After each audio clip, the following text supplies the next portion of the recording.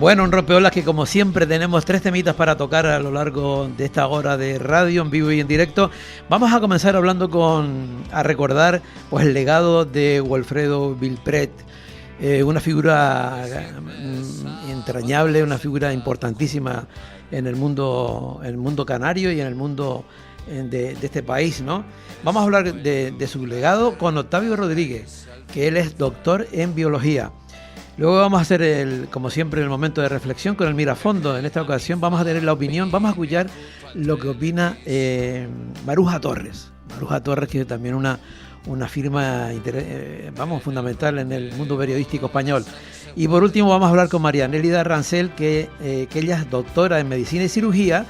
Y vamos a hablar porque ella pertenece a la Real Sociedad Económica de Amigos del País de Tenerife. Y esos 3 temas, naturalmente, los vamos a tocar aquí, en el Rompeolas.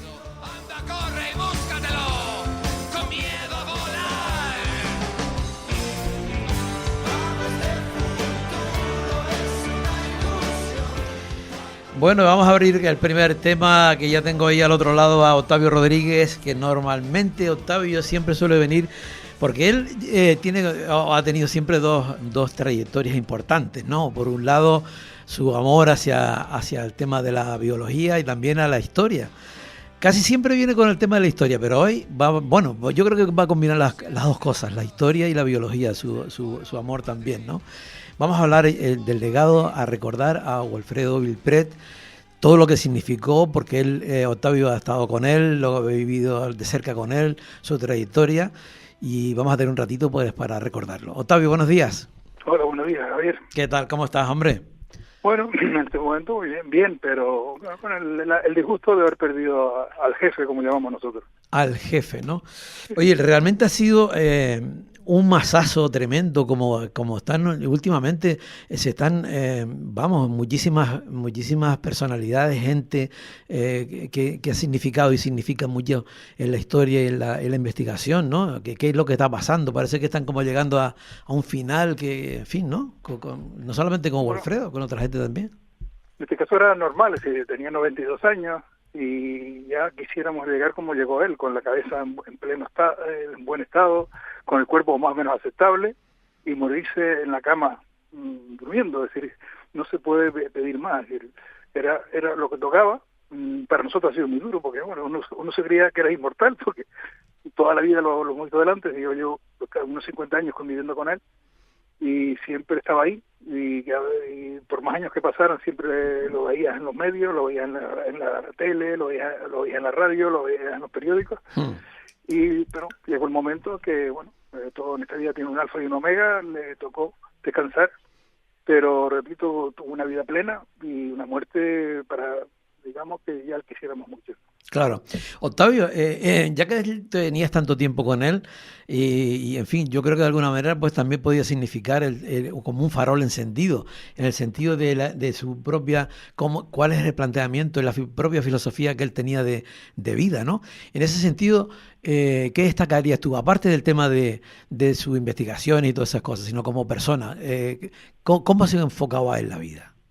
Hombre, era una persona de un trato muy amable, tenía la virtud de que era un ser muy social, sabía tratar a todo el mundo, daba a nosotros que fuimos sus discípulos, nos daba juego, se interesaba por lo que estamos investigando, nos ayudaba, colaboraba con nosotros, y con la gente era una persona muy abierta, de ahí que fuera una persona que ocupara muchísimos cargos, fuera incluso del mundo universitario, del mundo de la botánica.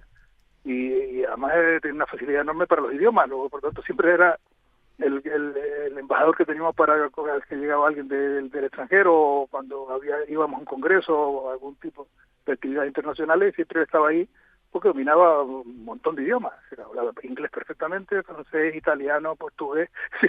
Era una persona que, bueno, que su origen también lejano de alemán, de origen alemán, bueno, era suizo, su bisabuelo era suizo, se casó en la Orotava, en el Valle de la Orotava, y su familia ya se quedó en Tenerife, ¿no? En el puerto de la Cruz concretamente. Ahí estuvieron vinculados con el desarrollo turístico del puerto de la Cruz. El padre fue catedrático de la Escuela de Comercio de Santa Cruz de Tenerife, donde él nació ya. Ya la familia él nació en Santa Cruz, mientras que su padre y su abuelo nacieron en el puerto de la Cruz, ¿no? Pero pues, un hombre de una talla humana excepcional, porque yo no conozco prácticamente a nadie que hable mal de él a nivel personal, es decir, con su trato. Era una persona de trato muy amable y, repito, sabía dirigirse a todo el mundo, muy campechano, lo que nosotros llamamos una persona campechana, pero era una persona terriblemente inteligente. Sabía por dónde conectar con cada persona con la que hablaba y sabía ganarse el interés y la atención del público. Cuando tú llegas a la universidad, Octavio, ya él era una figura reconocida, porque él de alguna manera pues fue también iniciador o inició también lo que antes era las biológicas, ¿no? Sí, fue el fundador del Departamento de Botánica. Cuando se creó en aquel momento sección de Ciencias Biológicas dentro de la Facultad de Ciencias, él comenzó a dar clases en el año 67, comenzó a impartir la asignatura de botánica. Él venía de Madrid, pues sacó la carrera de farmacia en la Complutense de Madrid, allí fue incluso profesor ayudante de prácticas en la Complutense, y ya ya era conocido por su nivel, ¿no? Y cuando aquí se fundó la sección de Ciencias Biológicas, Antonio González, que era el rector de la universidad, lo llamó para que se incorporara a esa sección y impartiera la botánica. Y como él decía siempre, él comenzó con una tiza y un libro al brazo. Con una tiza. Con una tiza para impartir la docencia a la pizarra, no tenía ni más medios, y con un libro básico de botánica para impartir la docencia. Es decir, no tenía nada, es decir, era cero. El cero total de medios y de personas. Él comenzó él solo en el departamento, y cuando yo me prejubilé, éramos 16 profesores en el departamento. Logró que el departamento minúsculo, donde él estaba solo, pues fuera creciendo. Se tuvo la visión de ir abriendo líneas de investigación dentro del departamento. Él era especialista en plantas superiores y en vegetación, pero después fue creando líneas del mundo criptogámico, es decir, una línea de botánica marina, una línea de hongos, de líquenes, de briófitos, de palinología. Desarrolló una etnobotánica, incluido plantas medicinales, de vegetación, de conservación. Fue abriendo líneas de investigación en el departamento en la que nos fuimos incorporando los que fuimos llegando allí.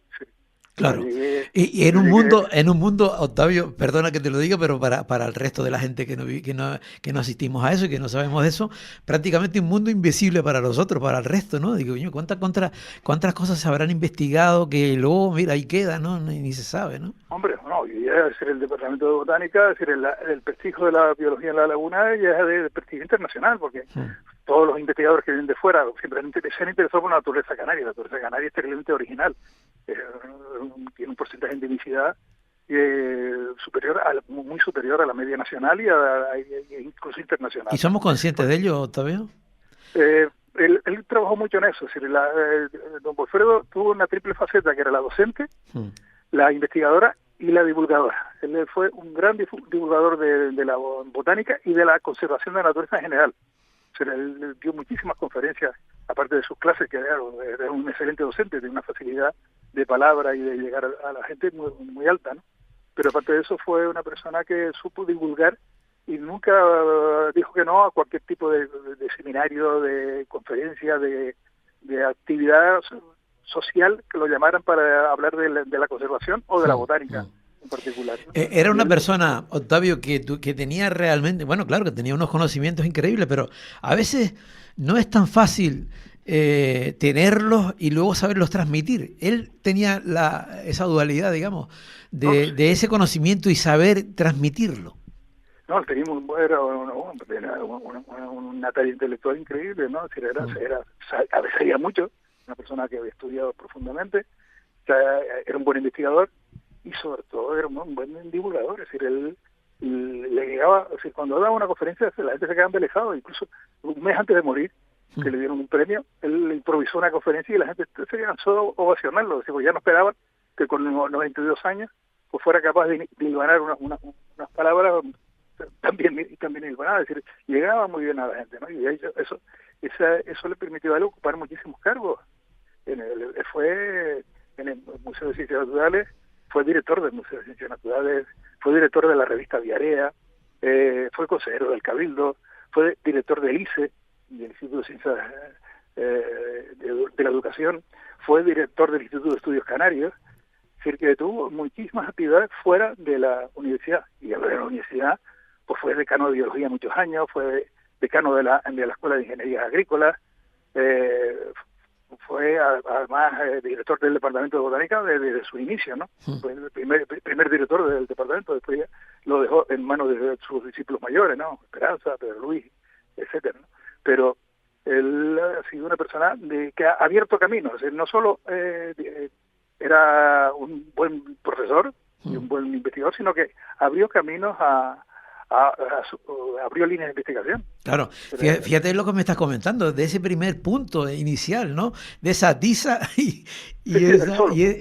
solo, ¿no? delante de una pizarra y delante de un grupo. Y claro, y el libro este que a mí me recordaba como aquello de los Álvarez, ¿no?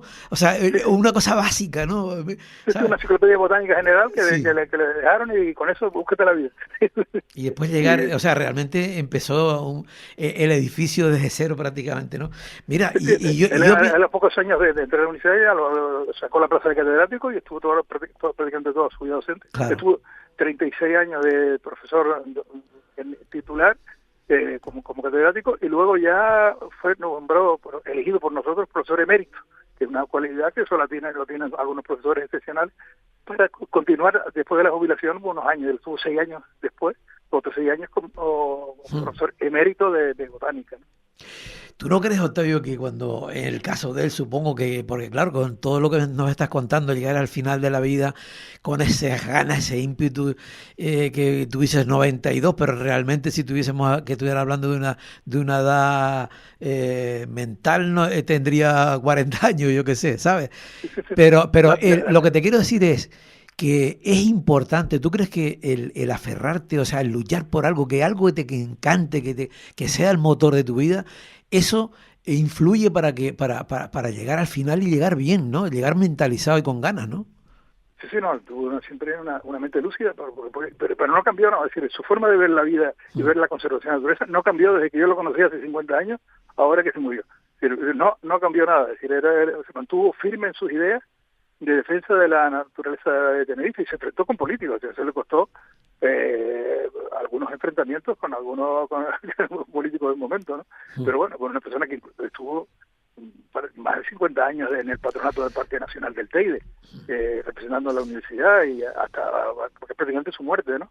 Y también estuvo en el patronato insular de Espacios Naturales de Tenerife, estuvo en el patronato de la Reserva de la Biosfera de Lanzarote. Es decir, una persona que en todos esos sitios era defender la naturaleza, defender no solo la flora, sino defender todo, el conjunto de flora, fauna, geología, los valores naturales de la isla en la que nos tocó vivir, que conocía profundamente. Él, repito, dirigió más de 20 tesis doctorales, más de 40 tesis memorias de licenciatura, más de 200 publicaciones en artículos, más un montón de libros. Es decir, fue una persona que divulgó, colaboró con todo lo que íbamos saliendo allí, con gente de fuera. Él fue reconocido a nivel internacional, él es doctor honoris causa por la Universidad de Hannover en Alemania, que tuvo después un premio también de investigación en Europa, aparte de que, bueno, tuvo el premio Canarias aquí en las islas, ¿no? Premio Canarias, y tiene una calle que pasa justo por la Facultad de Biología, entre Biología y Farmacia, que es donde compartió la mayor parte de su vida docente, ¿no? Y se la dedicó la universidad y otra La Esperanza, en el Rosario, ¿no? También, creo. Sí, en el Rosario, porque vivió las últimas décadas de su vida, vivió en Rada Azul, y el municipio de Rosario, como hace hijo vecino ilustre, pues le dedicaron una calle. Claro. Octavio, y la universidad, digamos, a nivel en el exterior, ¿no? Europa, en fin. ¿Cómo crees tú qué opinión tenía? Yo me imagino que tendría una opinión increíble de Walfredo, ¿no? Sí. Estamos hablando de un nivel elevadísimo. En el mundo de las ciencias naturales, en el mundo de la biología, era un referente de ciudad. Nadie venía a trabajar en la isla sin contactar con él. Ya a veces él seguía colaborando directamente con ellos, o lo dedicaba a algunos de nosotros, algunos de los discípulos, que sabían que estamos especializados en algún tema, ¿no? Pero él era el interlocutor, por eso, por su facilidad de idiomas, y porque era un referente en el mundo de la botánica, sobre todo en el mundo de la vegetación y en el mundo de la flora vascular, las plantas o flores, ¿no? Era la más que él trabajó a lo largo de su vida. Y era, es decir, prácticamente era el contacto, era el embajador que teníamos en la facultad para contactar con todos los especialistas del mundo, no solo de Europa, sino del mundo, de otros lugares, incluso de América, que venían a contactar a estudiar la naturaleza de Tenerife, a estudiar la flora y la vegetación de la isla. Yo no sé, nosotros yo creo, Octavio, que muchas veces desconocemos hasta nuestra propia vegetación, ¿no? O bueno, desconocemos, ¿no? O no le damos la importancia que tiene. Por ejemplo, cuando se han hecho esos destrozos de tabaibas, de tantas cosas que nosotros a veces muchas veces no le damos ni el valor que tienen, ¿no? Él, por ejemplo, se movió bastante, luchó contra lo del puerto, él se mojó, luchaba precisamente abanderando las manifestaciones, también pues fue socio fundador, creo, que de ATAN. O sea, quiero decirte que combinaba, digamos, el despacho, pero también en la calle, ¿no? No, como dije antes, él no se limitó a la labor docente investigadora, es decir, fue un hombre que luchó en la calle por divulgar los valores de la naturaleza, y de hecho, como tú vas a decir, fue uno de los fundadores de ATAN y fue su primer presidente de ATAN. Es decir, entonces, es que prácticamente es raro el colectivo en el que él no estuvo, ¿no? Es decir, y por tanto, pues, no, luchó siempre en todo aquello que podía él considerar que estaba haciendo un daño a la naturaleza canaria. Él decía que las islas, como también lo han dicho algunos de sus discípulos, no las tenemos que transmitir a nuestros hijos.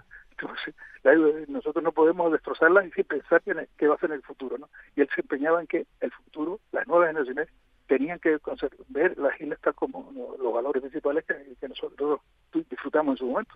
Claro. Sino arrasar la generación nuestra, arrasar con todo, sin pensar en el futuro. Por lo tanto, él, cada vez que había un proyecto que podía aceptar al de esta naturaleza, ahí estaba él al frente de ATAN o de cualquier otro colectivo que luchara por la defensa de la naturaleza. Octavio, yo me imagino que se me ocurre preguntarte, por ejemplo, de aquel primer día que tú vas con, no sé, 17 años, apareces por la universidad, ¿no? La primera vez que estás con el contacto y que lo ves.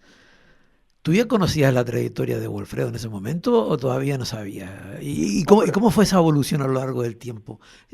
Tú dices que le viste siempre ese mismo desde el primer día hasta el final, ¿no? Pero ¿tú cómo lo veías? ¿Como algo, no sé, inalcanzable? ¿Cómo voy a hacer? Cuando eres estudiante de primero, de carrera o segundo, pues a los profesores lo ves como algo allá arriba, algo los endiosas y distante. Hombre, yo fue profesor mío, voy allí, yo aguanté las clases y me gustaban muchísimo las clases que daba, como las daba, me motivó, es decir, fue uno de los... Estoy casi un mes que puedo asegurar que fue el que me motivó para que yo estudiara botánica también, ¿sí? Porque bueno, salía al campo y el campo no era un solo profesor de laboratorio, de aula, sino de campo.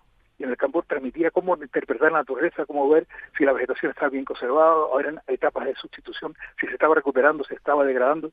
Y esa transmisión que nos hacía en el campo me hizo a mí ver que era una especialidad a la que yo quería dedicar el resto de mi vida. O sea que él, o sea que él te marcó de alguna manera también en la historia. ¿Y él dirigió tu tesis después o qué? Sí.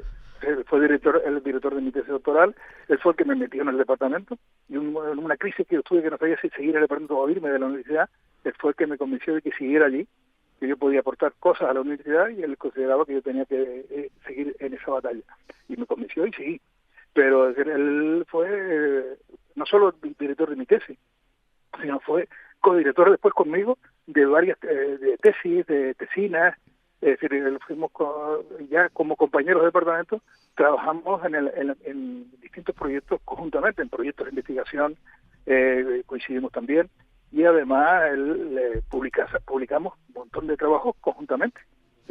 Yo cuando dirigimos un trabajo, sacamos alguna publicación, pues casi siempre lo firmamos los dos. Yo tuve una relación muy estrecha con él, porque la línea de investigación que él llevaba, sobre todo, era la mía, coincidía con la mía, ¿no? El estudio de la flora de plantas superiores y vegetación. Por tanto, tuve un contacto muy estrecho con él a lo largo de su vida, bueno, prácticamente hasta que se jubiló, ¿no? Y ahí, repito, fue para nosotros fue casi como un segundo padre para mí. Por supuesto fue uno de mis padres profesionales, junto con Esperanza Beltrán, que fue una profesora que me dirigió la tesina, y él que me dirigió la tesis, y luego ya seguí más trabajando con él, porque Esperanza está más dedicada al mundo de los hongos, y yo por ahí no iba, y entonces pues mantuve un estrecho contacto con don Porfredo durante pues, prácticamente Qué toda mi bueno, vida académica. qué bueno. Y ya se nos fue el tiempo, Octavio. Mira, y digamos, ¿quién coge el testigo de, o sea, él sembró realmente de aquel cero prácticamente que él tenía al principio, llegar hasta ahora? Hay vías de trabajo, de investigación que van a continuar con su legado, digamos. Sí, no, prácticamente todos los biólogos que hay en Canarias fueron discípulos de él, y los que trabajan en el Jardín Canario de Las Palmas, los que trabajan en el Jardín de Aclimatación de la Rotava, Nelly Cía de Valleguerra, los que están trabajando en la Universidad de La Laguna, la Universidad de Las Palmas. Entonces ahí dejó semilla por todos lados y son discípulos de él que sí que la mayoría seguimos con las mismas ideas, los mismos criterios. Es decir, cómo ver la naturaleza, cómo ver el mundo de la botánica, es una huella que él nos ha dejado. Él, en este caso, es sin ninguna duda una persona que deja huella y que la ha dejado no solo que fueron sus discípulos, sino en todas aquellas personas que lo trataron y que tuvieron la oportunidad de coincidir con él en alguna conferencia, en alguna excursión, en alguna clase, y es una persona que ha marcado una etapa del mundo de la naturaleza canaria, de la botánica canaria, y dejará una larga huella para el futuro. Él no ha muerto, él pervive en todo lo que lo conocimos. Joder, ese final yo destacaría, él no ha muerto, ha dejado esa huella. Oye, gracias Octavio por recordar esa figura tan entrañable para todos que ha sido o que fue Walfredo Vilpret. Gracias. Gracias por invitarme. Chao. Es un orgullo hablar de él. Saludos. Gracias.